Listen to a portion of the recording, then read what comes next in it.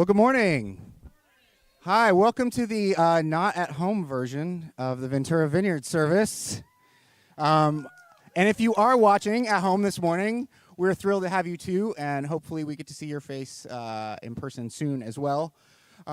So this is kind of different. I forgot what it was like to stand here in front of like actual people instead of recording a video and going, try that again. So it's wonderful to see you all. Thank you for coming out. We've tried to make arrangements for everyone to feel as comfortable as possible. We do ask that you keep your masks on this morning, unless you are speaking with a microphone. So if anyone objects, then come up here and you can take your mask off and I'll hand you the mic.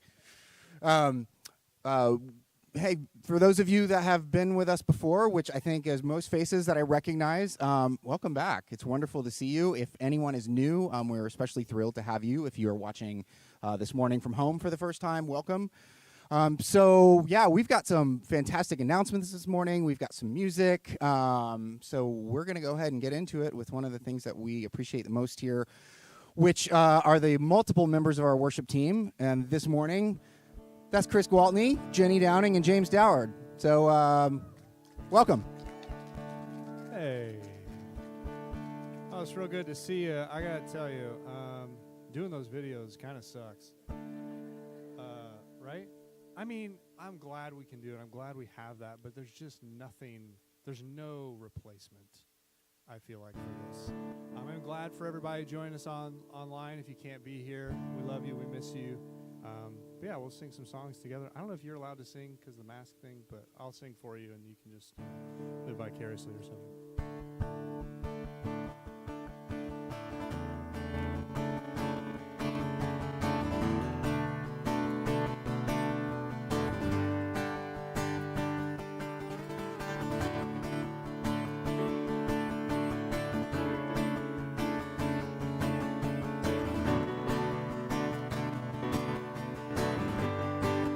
Voice it thunders. Your voice it thunders. The oak starts twisting. The forest sounds with cedars breaking. The waters see you and start their writhing.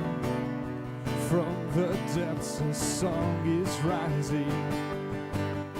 Now it's rising from the ground.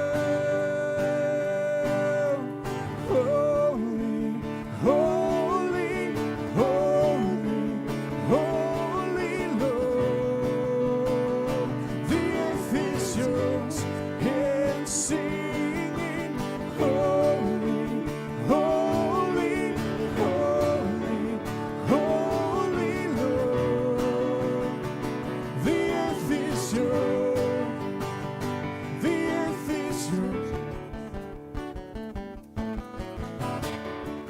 Your voice it thunders, the ground is shaking, the mighty mountains now are trembling.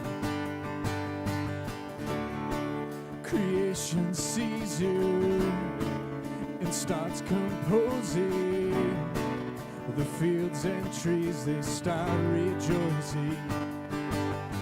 Now it's rising from the ground.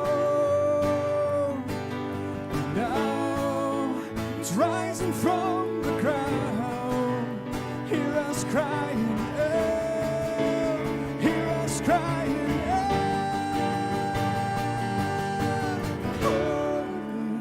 holy, holy, holy Lord. The earth is yours and singing, holy, holy, holy, holy Lord.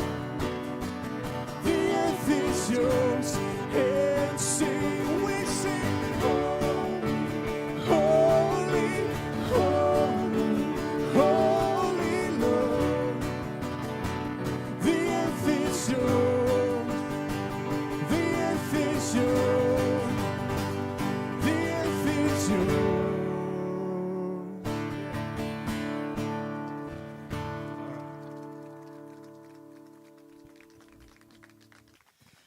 Wow, that's nice to hear that live. This is normally the time in our service where we would take our offering. We are not going to be passing out baskets for the offering this morning, but we do have some envelopes, I believe, right over here on this table. So if you would like to physically give your offering, there are some envelopes, like I said, over there, so you can take advantage of that during or after the service. But if you would, go ahead and say a prayer with me for our offering. Father, thank you. Thank you for this opportunity to be together. Thank you for these faces. Thank you for this community. Father, thank you for those that may be joining us for the first time this morning. Father, your presence here is already felt very strongly, and we are so grateful for that. Father, take these offerings that we offer to you and use them to advance your kingdom. In Jesus' name, amen. So now we have a few announcements that we're going to just fire off rapid fire. So I would like to start by handing it over to Ashley Gwaltney. Hi, I'm just going to leave this on. It's easier. So just quick announcement. We do have a photo booth because it is Mother's Day. So to offer a chance for family photos, but it's not just for mothers, obviously. It's for anybody who wants a photo taken. So the way it's going to work is after the service, it's inside straight through. You'll see it and I'll be there. And I can either take it on your own phone so you have it and then you can then crop or edit whatever you want to do, or I can take it on my own and then send it to you. So that'll be after the service. We'll just, go one household at a time basically, but it'll be inside. I'll be there waiting. Okay. And then I'm going to hand it off to Catherine for the next exciting announcement. Hi, I have a quick Children's Ministries update.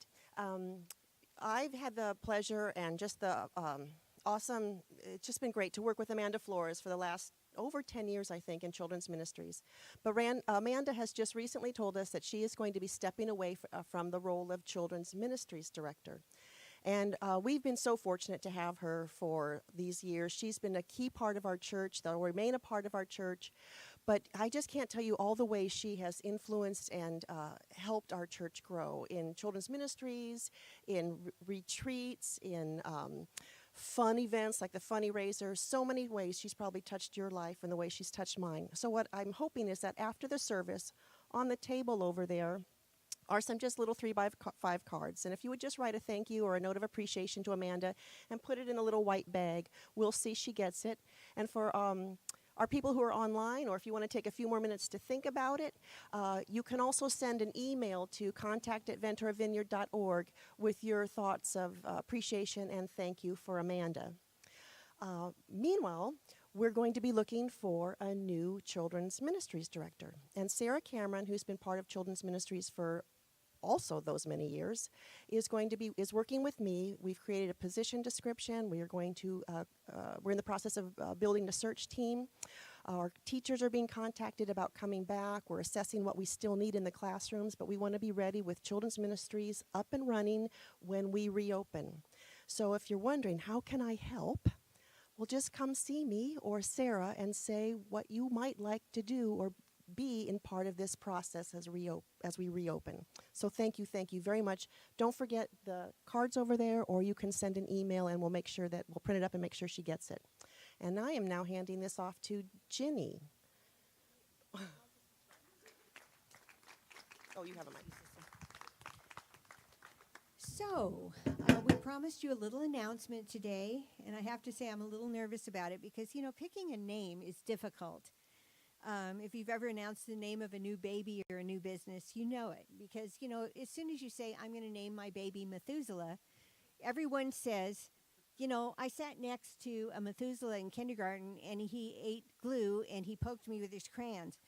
So, and I remember when we named our firstborn Melissa Joy, I thought it was a perfect name. And then my aunt called me and said, your second cousin is naming her daughter Melinda. And it's going to be really confusing. Now, both of them are well into their 40s, and they've, to my knowledge, never been in the same city before, but apparently it was still confusing. So, so much for her predictions. Well, it's really no easier picking a name for a church. And we asked you all to help us by submitting names, and many of you did, and we really appreciate it. Most of those names highlighted some aspect that is really important to us, and it's either who we are or who we're trying to be. The leadership team looked carefully at all the names submitted, and Dan Cameron put together a rating and process that was worthy of any gamer. And we discussed the pros and cons of each one. And I think, I didn't actually count, but there were between 12 and 15 names that were submitted. So we looked seriously at each one. We spent a lot of time talking about who we are as a church as well, as opposed to who we hope to be or who we wish we were. And the thought that kept coming to the forefront was this: we're a church where people can come to explore their faith, deconstruct and reconstruct their faith, embrace or wrestle with skepticism, ask questions, and begin to rebuild that faith. And we understand that answering these questions is not a simple thing, and sometimes we just have to sit in the mystery of it. In fact, it is that very quality that had attracted many people on our leadership team to be a part of us, and many of you sitting out here. So we wanted to select a name that reflected that. We looked not only at the names as they were submitted, but we also looked at the various pieces and parts of them and tried to get the feeling of what people were trying to say. And the name that continued to come up, that seemed to get the most support, was some variant of the word liminal. But the hesitation was, that's not a word that's widely known or used in the masses, or is it associated with church? But we saw that as both a good thing and a bad thing. The good part of it is that it invites conversation, we saw that as a very positive thing. It also lacks churchiness, which kind of fits us as well. The next step was to look at the top contenders and decide what would make them more palatable. And when we talked about liminal, we decided that adding the word church, so Liminal Church of Ventura, it fit right with us. That way there would be no question that, yes, we are indeed a church. But we wanted to wrestle a little bit more to make it clear. And Catherine Anderson made a suggestion along the line that really helped us. And that was to consider adding a tagline. So the final decision was made, and if James was still up here, we'd have a drum roll. The new name of your church, my church, our church, is Liminal Church of Ventura, with a tagline of Exploring Faith, Embracing the Mystery. We hope you like it. Woohoo! So now that the cat is out of the bag, we begin the process of officially changing the name with the Secretary of State, the IRS, and the banking institutions. So for now, in terms of your giving, which I hope you do, you can still continue to make your offerings to Ventura Vineyard, and we'll let you know when everything is officially changed. We do want to thank all of you for your support and your helping to submit names. Trust me, they were all looked at very seriously. And whether yours was chosen or not, the concepts are important. And in an upcoming sermon series, we're going to be unpacking our mission, our vision, and our values. And I think you will find that the heart of what you were trying to get at in your name suggestions have made their way into our mission, vision, and values. They're a part of who we are, part of who we want to be, and it's all important. So for the very first time, good morning, Liminal Church of Ventura. Welcome to this place of exploring faith and embracing the mystery.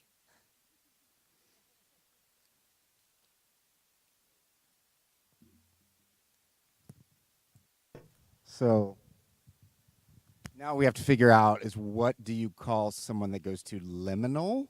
Are we liminalers, liminalists? That'll be the next round of suggestions that we'll take, so feel free to chime in. I'm sure something will stick. Hey, just a quick survey, show of hands. How many of you are on a regular basis receiving our newsletter? Look at that. That's fantastic.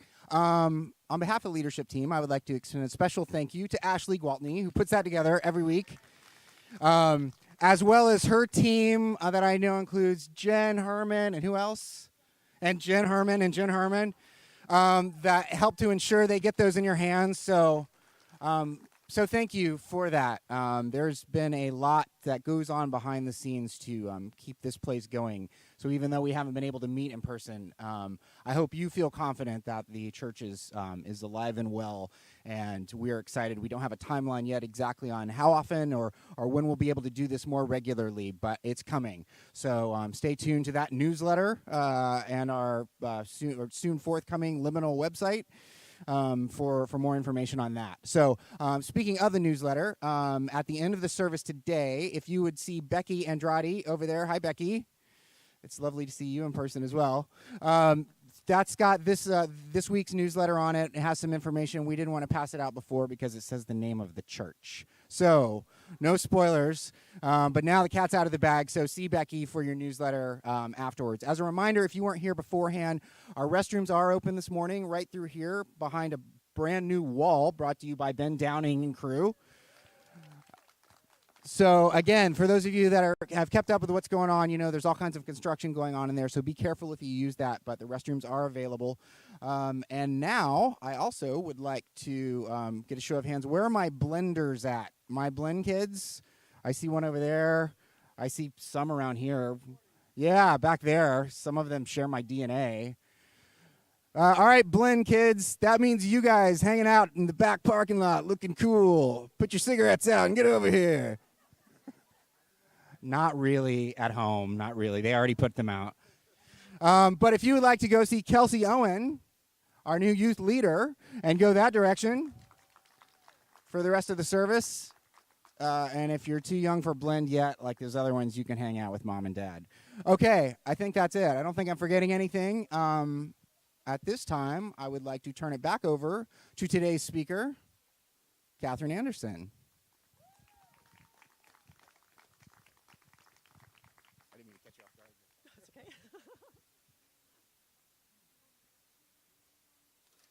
Oh, conveniently, someone left sunglasses up here. I might need them later. That was awesome. I know.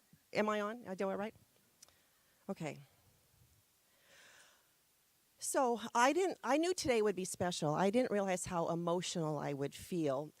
And I'm probably going to have to signal someone to get me some Kleenex partway through the message. But to see even half your faces is just incredible. And I'm not going to linger there because I will start crying. Also, happy Mother's Day.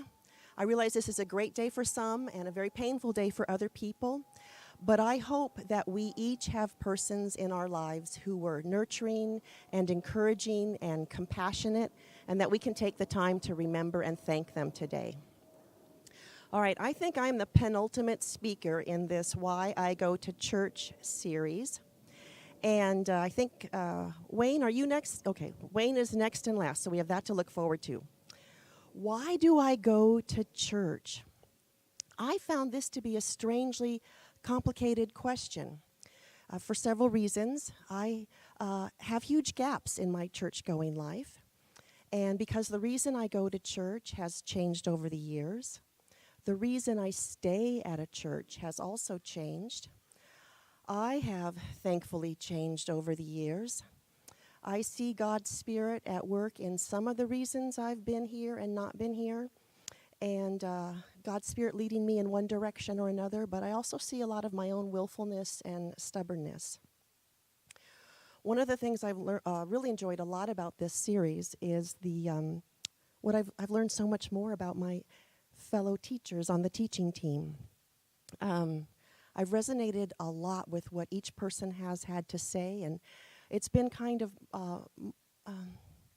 wonderful, or I don't know, tapestry-like to hear how much of our stories are very similar and yet how much of our stories are also very different. And there's just that theme, it seems like, whenever you talk to someone about how and why they became a Christian, their story is so unique to them and yet also so similar to everyone else's story, which is wonderful. So, I wish I had two hands, so imagine the air quotes. I'm part of a long line of people who go to church. I brought some items that are a recent part of my church, my family's church history, and also Tom's family's church history. So it's a little show and tell. It's nothing important. You don't need to actually see it. It just, for some reason, I need to bring it. This is a book that was published in 1942. I'm not good with talking with this mic, Jared. I'm sorry for whatever weird sounds are coming. Okay. This is a book that was published in 1942. It's about Tom's great uncle, who was a Norwegian sailor turned pastor and evangelist. And it's a fascinating read, if a bit, never mind, I was going to say a gossipy word. It's a fascinating read about a time and place of church culture and church history. You can't see probably from where you are, but these are little tiny ivory elephants. I have another one. And this is an ebony elephant. My great aunt and uncle were missionaries in the French Cameroon in Africa, which is now the Cameroon. And they used to send back to their sister, my grandmother, all these like fun artifacts from Africa. And so as my mom and her cousins were growing up, and then as me and my cousins were growing up, we all got to play with all of these things that came from Africa. And at the same time we were playing, we got to hear about what it meant to be a missionary in that time and place. And if you do come up and look at these later, you'll see that every one of them is broken. The tusks are broken off, the tails are broken off, the trunks are broken off. And what's really amazing is there used to be about a series of 40 of each of them, and these are all that have survived over the years. And then the last thing for my show and tell is that this is the Bible my grandmother gave me when I went away to college. It was a bold move on her part. She was a very conventional Christian, and this is a paraphrase. It's the Living Bible. It must have just killed her to buy it, but I think she was really hoping this might resonate with me. All right, let me see. So, I kind of missed the podium too. Okay. So, yeah, I messed up here. Going to church. Oh, wait, all this to say that in my early years, I had no idea that there was a world where people did not go to church, let alone have their entire week centered around Bible studies, services, meetings, youth group, vacation Bible school. I grew up in this idyllic bubble where my entire social life was filled with church activities and church people. Almost every adult I interacted with was either a Sunday school teacher, a youth leader, a vacation Bible school person, a staff person, a choir member, a potluck supper arranger. I mean, the whole gamut. And if they weren't part of my church, the adults I interacted with, I just assumed they went to another church or temple, because my best friend was Eileen, and her family was just as busy at the synagogue as we were at the church. But going to church, of course, is not the same thing as having faith. You can spend a lifetime at church and still not be connected to God. The institution of church might be filling an emotional need or a social need, and you might be clueless that the life of faith arises from an encounter with Jesus. Or you might realize it does, but for some reason you don't feel you've had that encounter. And that was the part I was missing, and by the time I was a teenager, I knew it. Therefore, it was quite easy for me to walk away from church when I went to college. But I was very interested in faith because I had seen what faith looks like growing up. So in college, I took comparative religions classes. I studied Gandhi and his influences. I tried transcendental meditation. I took a year out of school to backpack across Europe. I looked into Buddhism. And right now, if there was a timeline graphic over my head, you would be counting it and going, oh, we're in the 1970s. This makes sense now. But I had two anchors during this time of searching. And one of the anchors, surprisingly, was this Bible. Because I would pick it up now and then and wonder about the faith that my grandmother had that was so real to her, and why it was so important that I had that same faith. And I wondered, too, about some of the other adults in my life growing up who also clearly had this easy, natural, ongoing relationship with Jesus. The other anchor in my life during this time was Tom. I met Tom when I was 17. And even though he was on his rock star trajectory, and I was on there's so much stuff I need to see and learn journey, we were always together even when we were apart. And the thing about Tom was he had faith.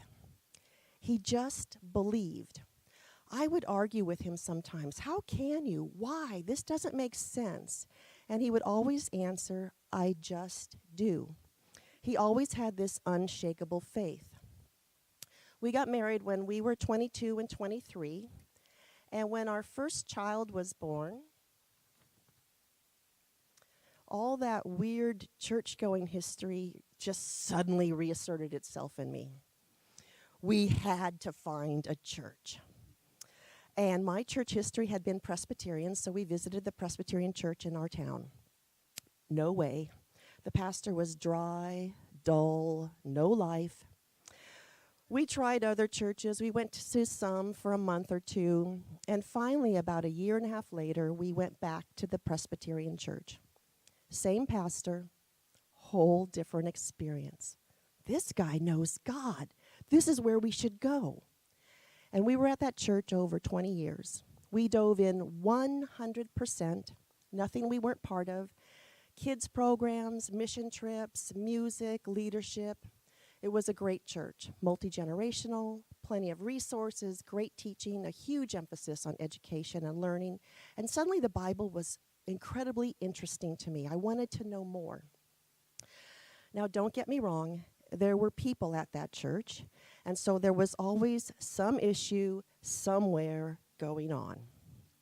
But I am so grateful to that church and the foundation that it gave us, our family. And I say, in all honesty, to anyone who asks, that church helped raise our kids. And in that environment, I felt my own faith blossom. There are things that I felt and saw and knew and experienced that could only have been possible because of God. But about 20 years in, things in our family began to change.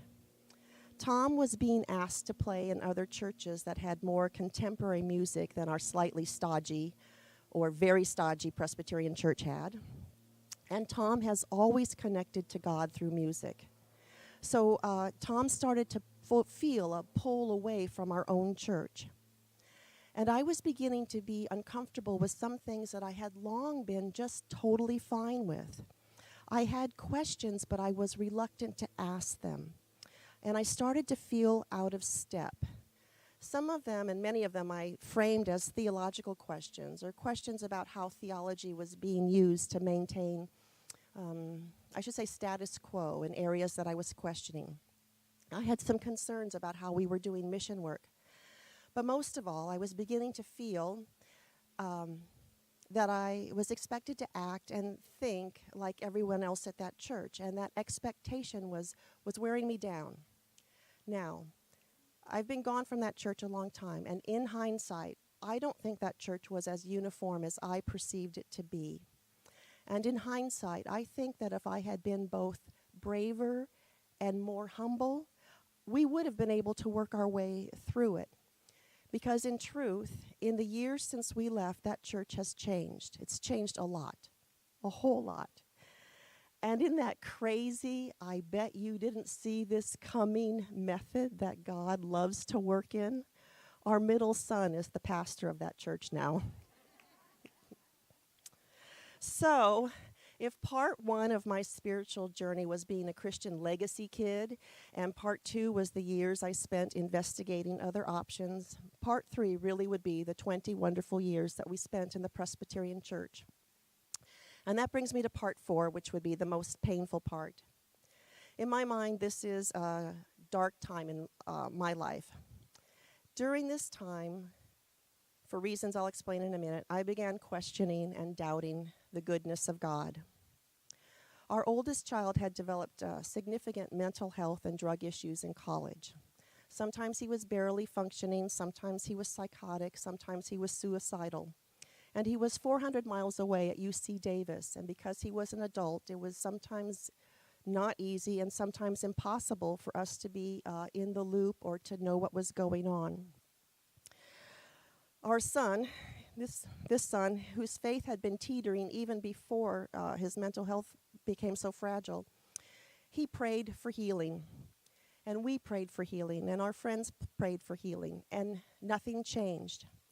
And there were multiple emergency hospitalizations, police visits, incredible amounts of medication and prescriptions and changes in prescriptions and therapy sessions, and us driving the 400 miles in the dead of night, to, be there and make sure everything was okay.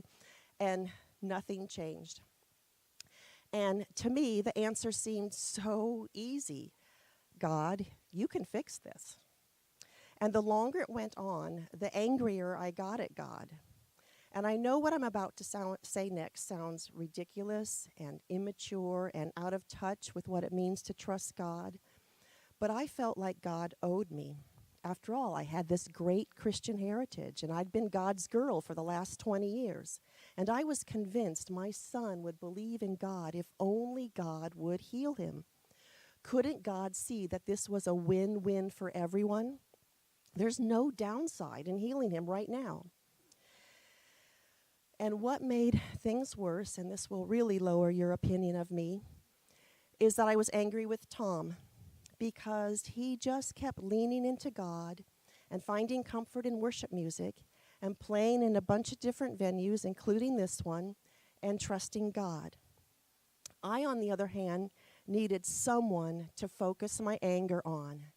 So you can see it was a rough time in our marriage. So finally, I told myself I was done with God. I no longer believed. And I said I told Tom, I'll go through the outward motions of being at church for the sake of the younger kids. And in my really lousy logical thinking, I thought that wouldn't make things any weirder for the family than it already was. But me and God were done. And sometime during that season, we started coming here. First when it was the House of Praise, and then when it became a church. And we were actually kind of part of two churches for a while. And Tom was so ready to be here, and I wasn't quite ready, which is weird. I was ready to leave there, not ready to come here. Just must have been ready to just hang on to my misery for as long as possible. Tom loved the worship music here. He loved Bob Harper's teaching, and I was miserable. And apparently I loved being miserable. I think it was about a year after we started coming here when it was actually a church. And I was back at home taking a walk through the park, and I heard God say to me, "You still believe in me?" And I shot right back, "Nope, I don't." And I kept walking. And it took me a few more paces to realize I was having an argument with someone that I did not believe existed. And I just stopped, and I stood there under some pine trees on an asphalt road, and I was just utterly confused. What is happening? This might be the Kleenex time. And then for the first time in years, I felt a sense of peace, and even more, this sense that God totally loved me, that he understood why I was so angry, and it didn't bother him a bit. It would be cool if I could say that when I got home, there was a message from my son saying that he was 100% back to normal. But no, it took several more years of him doing the hard work, the really difficult work of learning to live with mental illness. And we are so very proud of him. And no, he is still not interested in God at all. But what does this all have to do with why I go to church? Well, that's part 5, and this is what I call in my mind the other side. I'm out of that dark place. We've been a part of this church, I think, for about 18 years. Tom will tell you I'm no math whiz. I don't know how long it's been, but it feels like about 18 years. And let me tell you that this church was a safe place for me to unlearn who I thought God was.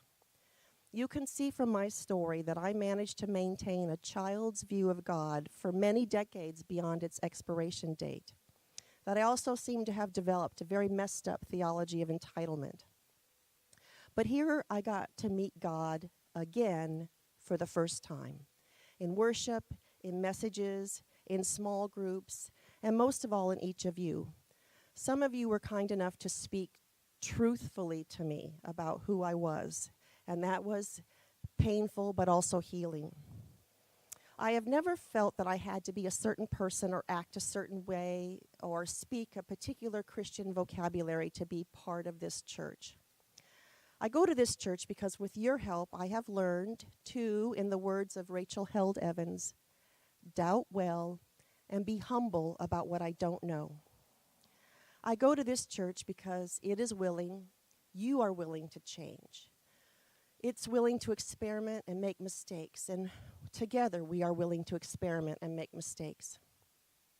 I go to this church because I see the way so many of you use the gifts that God has given you in traditional and in untraditional ways, as actors, writers, musicians, artists, teachers, and leaders, as the ones who take responsibility for our children and our youth, the ones who make sure chairs are set up, bills are paid, figure out how to have YouTube church and Zoom community, deliver the newsletter, make coffee, buy donuts, and frankly, just keep showing up. I believe there is a place of high honor in heaven for those who know the importance of showing up at church. This church matters to me, flaws and all, but even more importantly, the church, the capital C church, matters to me, flaws and all. The church exists because of Jesus. This church, the church. Jesus calls us as individuals. You've seen that in each of the stories you've heard in this series. But he calls us into community, a community where we commit to each other and to God, a community that's meant to reflect his character, a community that walks his character into the world.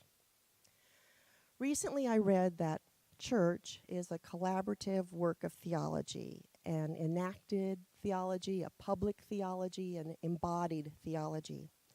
And I understood that to mean that it's what we say and do together that illustrates what we truly believe. Church is where we talk about and learn about God, and where we discover how we are meant to live together, how we are meant to live in the world. Church is where we learn to love and be loved. Church is where we learn to forgive and be forgiven. And I know that is the most essential and most difficult part of a church community. It's the reason so many people leave. It's easy to love the idea of another person. It's a lot harder to love an actual person. I go to church because this church, and every church, is involved in an ongoing conversation with the past and the present so that we can influence the future. And in this conversation, we're striving to understand what it means to be the church today.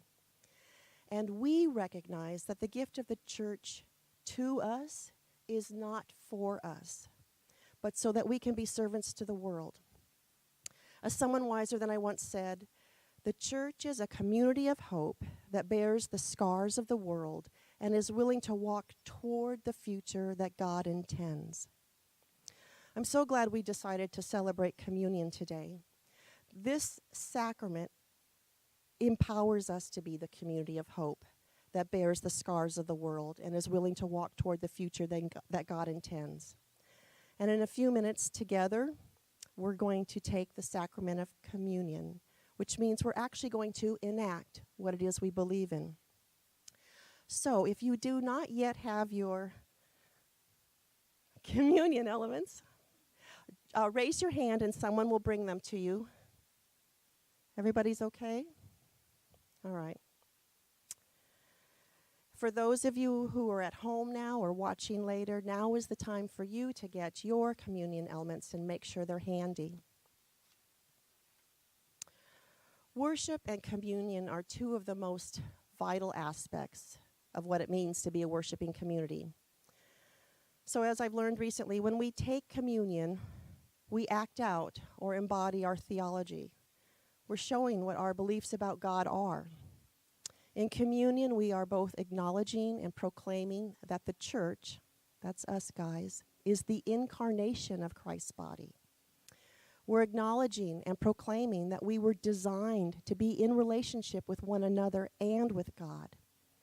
And we are acknowledging and proclaiming it's the redemptive work of the Father, Son, and Spirit that transforms and empowers us. Okay, so the hardest thing you're going to do this morning is try to unwrap these communion elements. There's a little, they just take off the top layer, and there's a little tiny wafer up there. And don't take it yet, because I want us to try to do this together. And this is going to be hard for me because there's the mic, so hold on about the clunk here.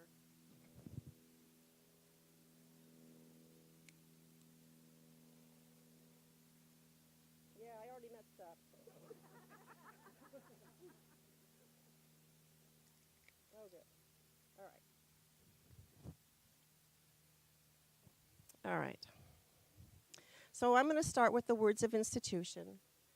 The Lord Jesus, on the night he was betrayed, took a loaf of bread. I made a cut. There it is. He took a loaf of bread and he broke it. And he said, after he gave thanks, "This is my body that is broken for you. Do this in remembrance of me. Take and eat."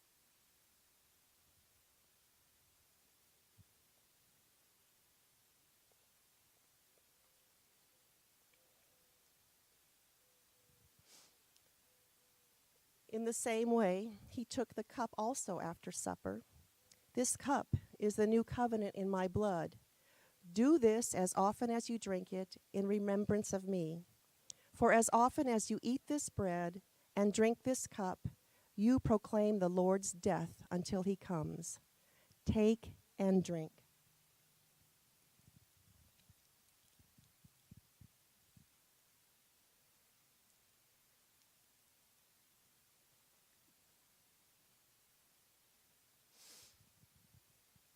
It's so good to be together. And let's pray, and then the worship band will lead us in worship. Holy God, if there's a silver lining to this pandemic, it's how much we have learned that we need you and we need each other. I thank you for this morning. I thank you for the gift of your Son. I thank you for this church, Lord. Let us be worthy. No, Lord, you are the source of this church. And when you have crafted us to be the stones and the living tree, Lord, you are allowing us to be part of your redemptive work. Lord, help us to grow in maturity, to grow as a church, to embrace all of who you are. And Lord, to never forget the tremendous gift you have given us. Amen.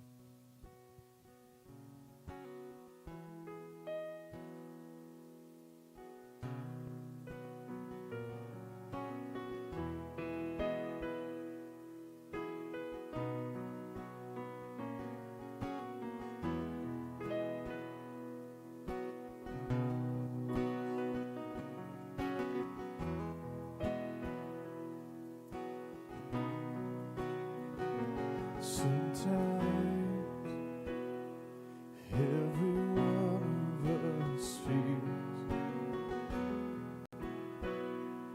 like we'll never be healed.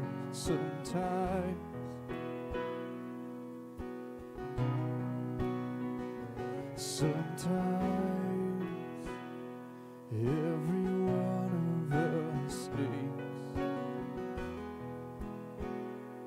like we'll never be saved. Sometimes